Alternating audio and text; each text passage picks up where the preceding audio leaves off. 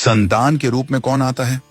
पूर्व जन्म के कर्मों से ही हमें इस जन्म में माता पिता, भाई बहन, पति पत्नी, प्रेमिका, मित्र शत्रु, सगे संबंधी इत्यादि संसार के जितने भी रिश्ते नाते हैं सब मिलते हैं, क्योंकि इन सब को हमें या तो कुछ देना होता है या इनसे कुछ लेना होता है।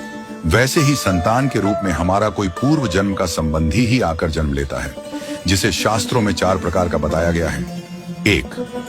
अरणानुबंध पुत्र। पूर्व जन्म का कोई ऐसा जीव जिससे आपने ऋण लिया हो या उसका किसी भी प्रकार से धन नष्ट किया हो, वह आपके घर में संतान बनकर जन्म लेगा। वह अपना धन बीमारी में या व्यर्थ के कार्यों में तब तक नष्ट करेगा जब तक उसका पूरा हिसाब न हो जाए। 2. शत्रुपुत्र। पूर्व जन्म का कोई दुश्मन आपसे बदला लेने के लिए आपके घर में संतान बनकर आएगा। बड़ा होने पर वह माता पिता से मारपीट, झगड़ा करेगा या उन्हें सारी जिंदगी किसी न किसी प्रकार से सताता ही रहेगा। वह हमेशा कड़वा बोलकर उनकी बेइज्जती करेगा और उन्हें दुखी रखकर ही खुश होगा। 3. उदासीन पुत्र। इस प्रकार की संतान न तो माता पिता की सेवा करती है, न ही कोई सुख देती है। वह उन्हें उनके हाल पर मरने के लिए छोड़ देती है। विवाह होने पर यह माता पिता से अलग हो जाते हैं और उनकी चिंता नहीं करते। 4. सेवक पुत्र।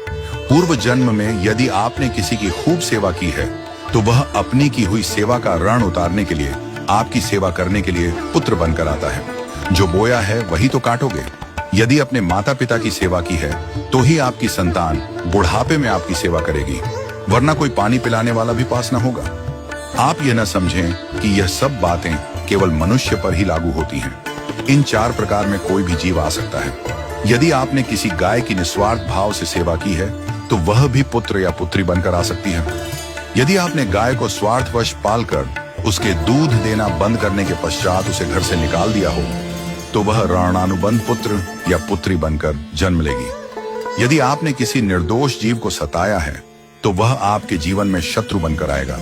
इसलिए जीवन में कभी किसी का बुरा न करें, क्योंकि प्रकृति का नियम है कि आप जो भी करोगे उसे वह आपको इस जन्म में या अगले जन्म में 100 गुना वापस करके देगी।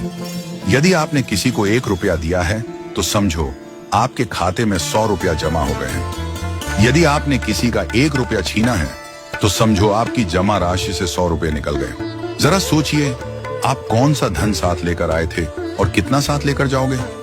जो चले गए वे कितना सोना चांदी साथ ले गए? मरने पर जो सोना चांदी धन दौलत बैंक में पड़ा रह गया, समझो वह व्यर्थ ही कमाया। औलाद अगर अच्छी और लायक है तो उसके लिए कुछ भी छोड़कर जाने की जरूरत नहीं है, वह खुद ही कमा लेगी।